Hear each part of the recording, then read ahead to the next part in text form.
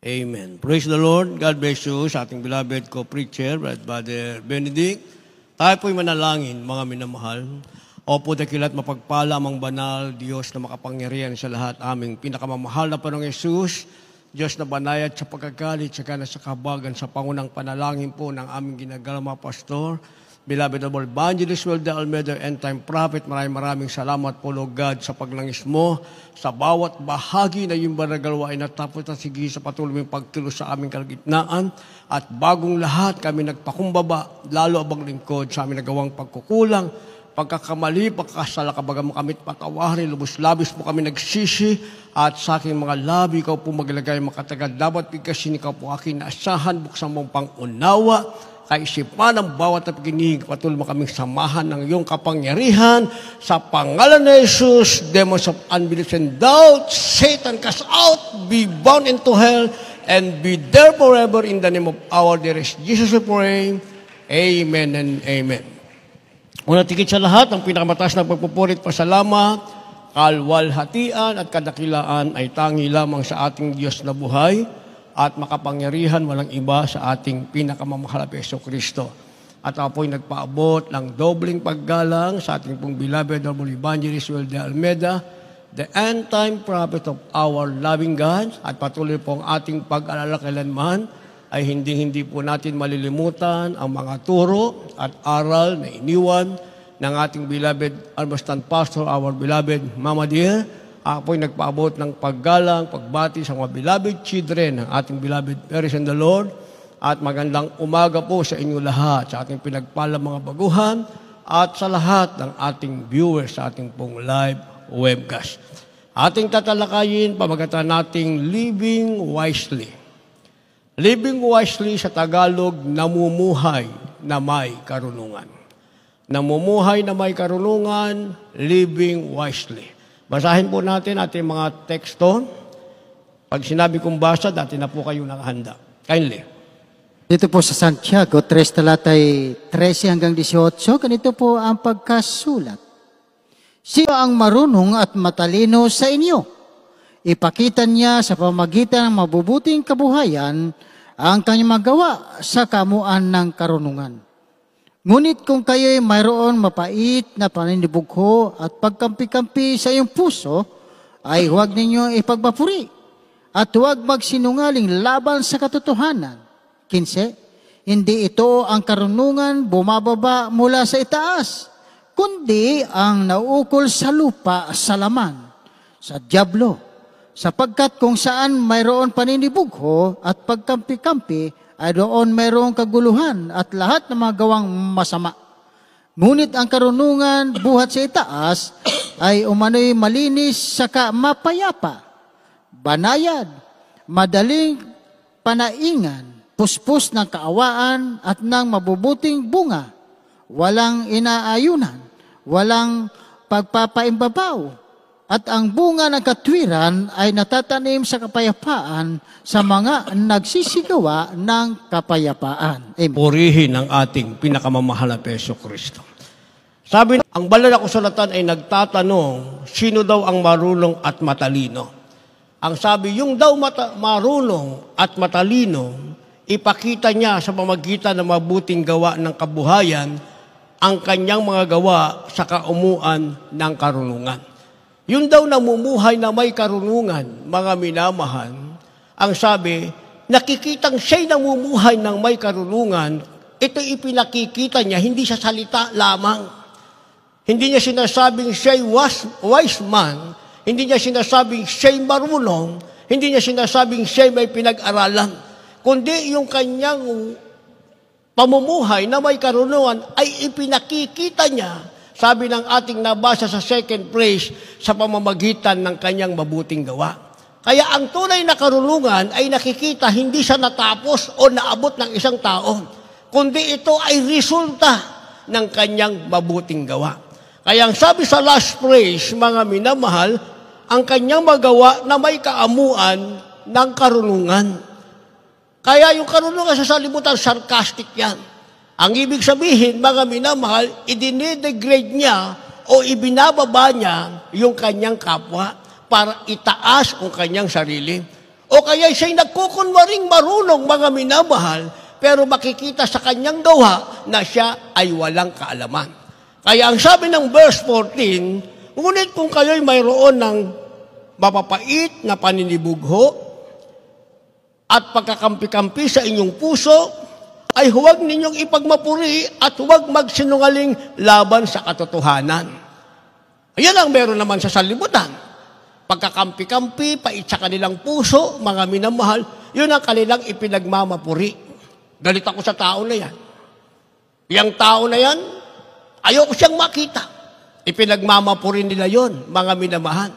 Pero ang sabi ng verse 15, hindi ito ang karunungang bumababa mula sa itaas, kundi nauukol sa lupa.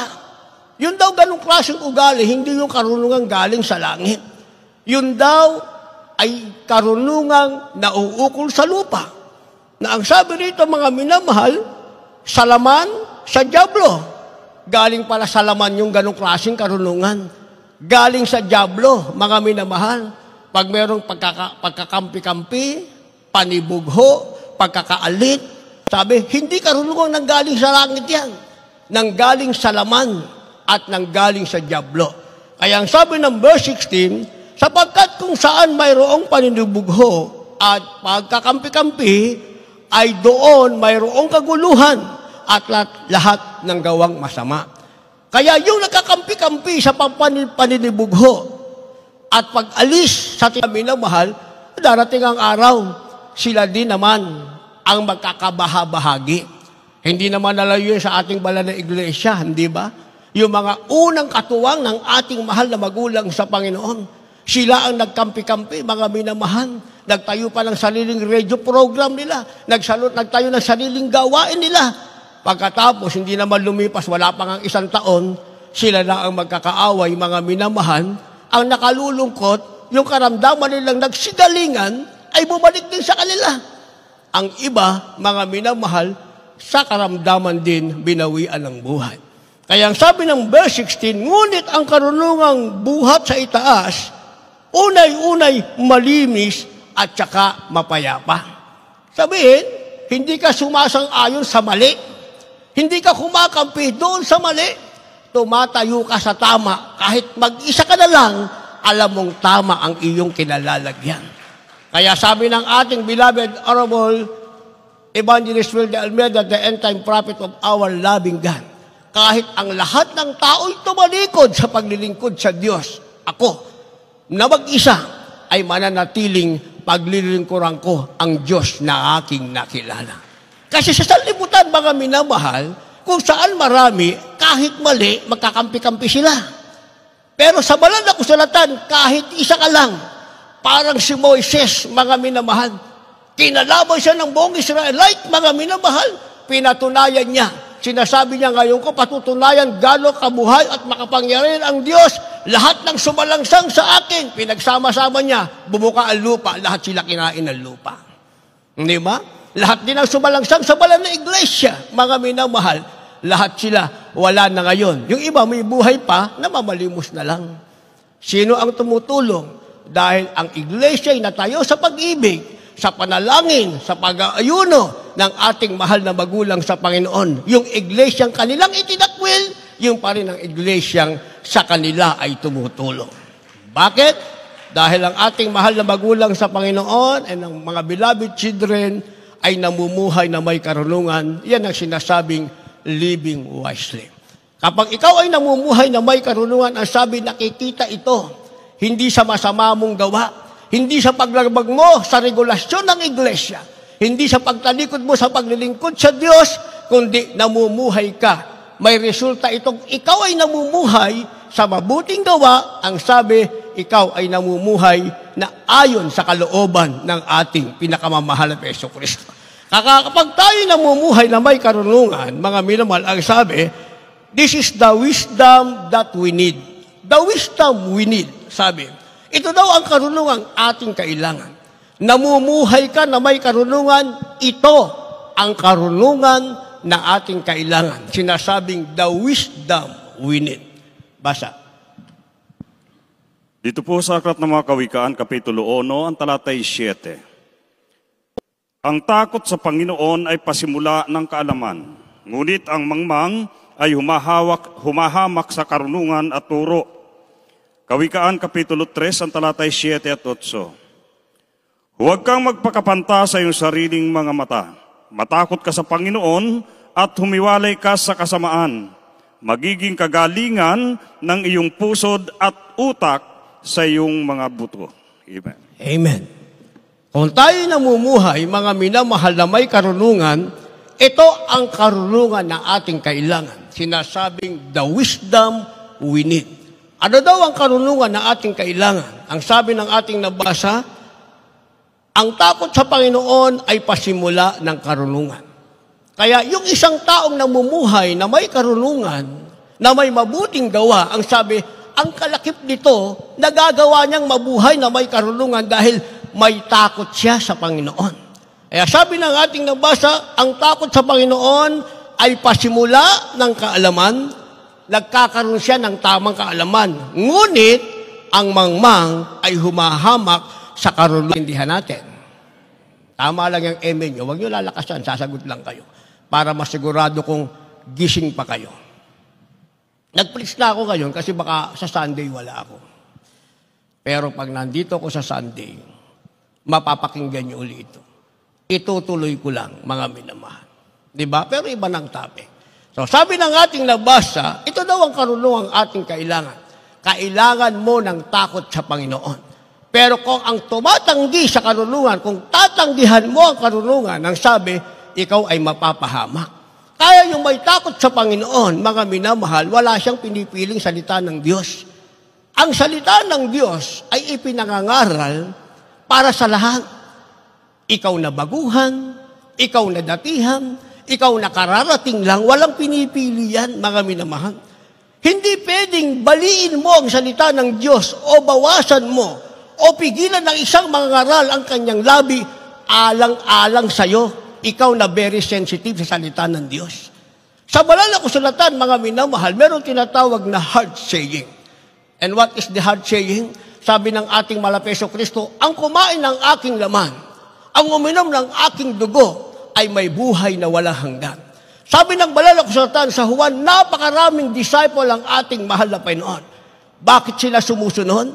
Dahil nakita nila ang mga himalang ginawa ng kamay ng ating mahal na Panginoon. Hanggang himala lang sila, mga minamahal. Pagdating sa tinatawag na hard saying o mabigat na pangungusap, sabi ng banal na kasulatan, ang lahat ay tumalikod at ang natira ay 12 lamang.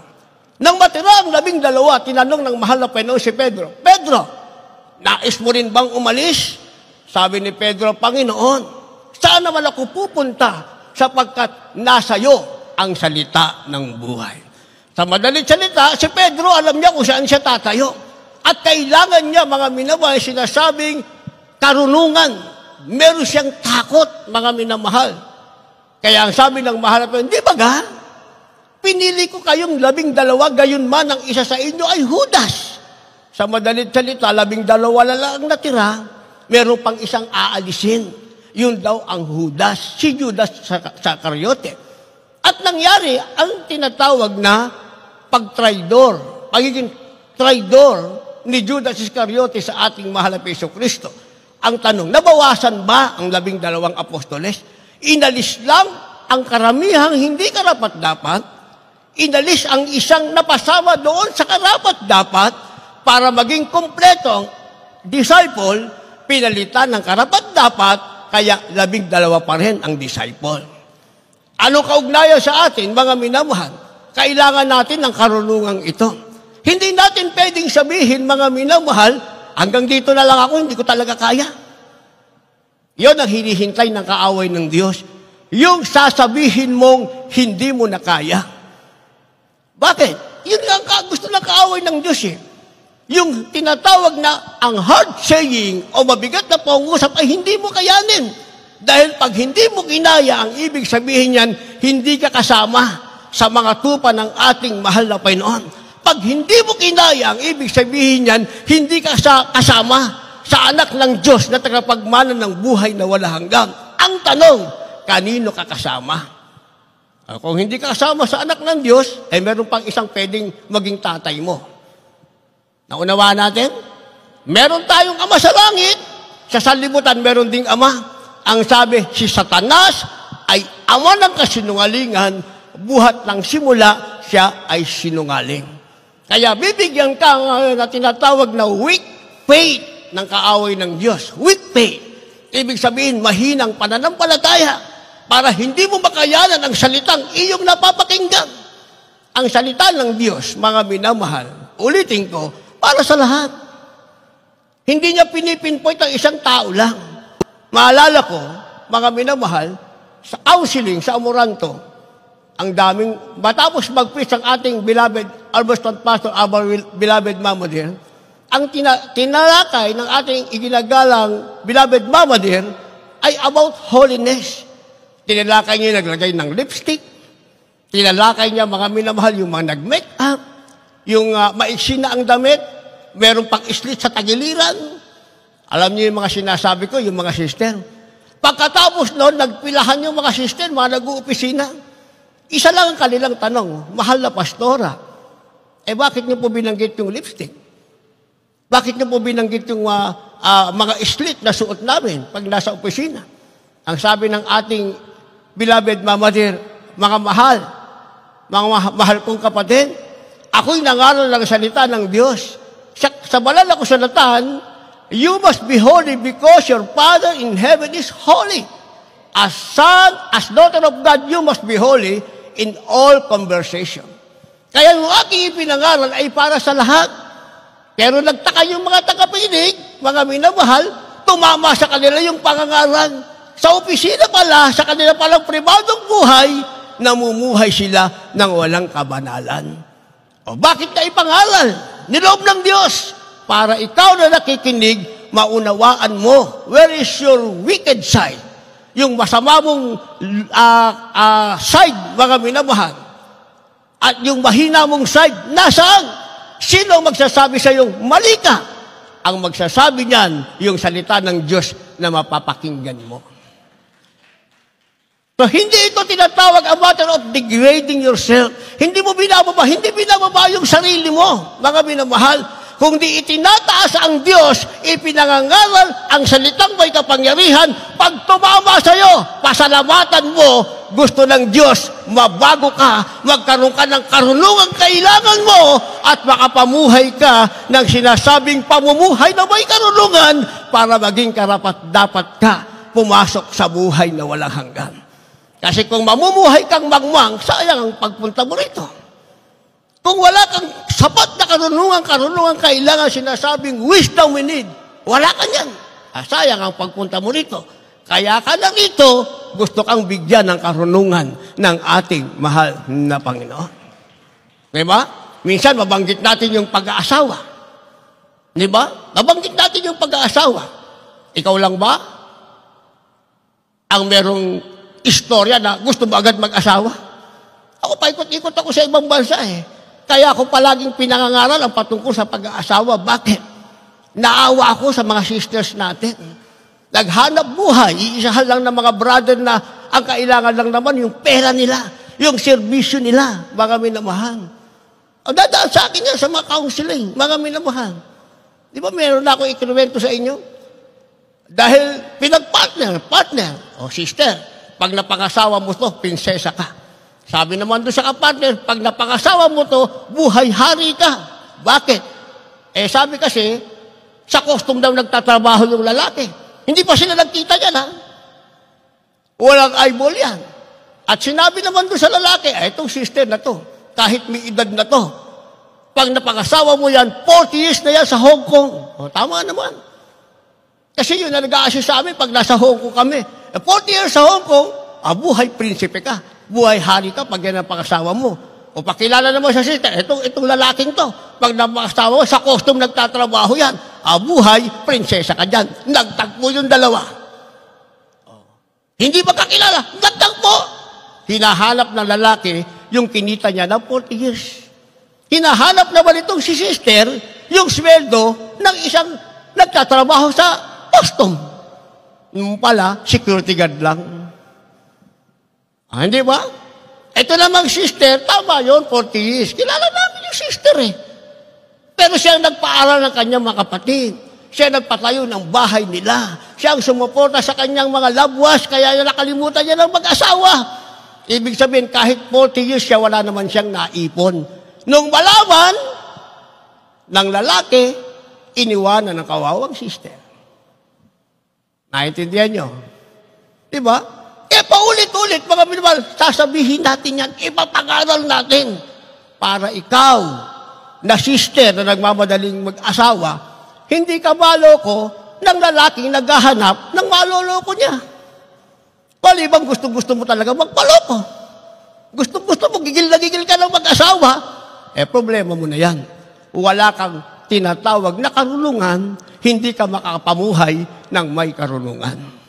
Naintindihan natin? Sinasabi nating living wisely, mamuhay ng may karunungan at kailangan mo ng karunungan.